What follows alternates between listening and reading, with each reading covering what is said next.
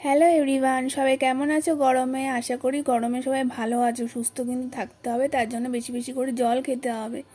তো সকালটা শুরু করলাম, আর দেখো এখন গ্যাসের বই নিয়ে বসেছি। তো গ্যাস বুক করতে হবে। এখন তো শুনছি নাকি সিলিন্ডারের দামও বাড়াচ্ছে, কে জানে বাবা, আমি ঠিক জানি না, তবে শুনছিলাম। তো গ্যাস বুক করতে হবে বলে বইটা বের করে বসলাম, আর আমার বর এখন মোবাইল নিয়ে দেখছে কি করতে হবে। আর বর অফিসে যাবে, তাই জন্য ছাতুর ঘোল গুলিয়ে দিচ্ছি এখন। ও অফিসে বেরিয়ে যাওয়ার পর আজকে ব্রেকফাস্টের জন্য আলুর বাটি চচ্চড়ি আর আটার পরোটা করেছিলাম।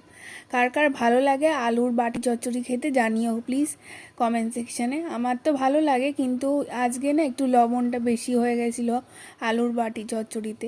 তাছাড়া এমনি তো ভালোই লেগেছিল খেতে।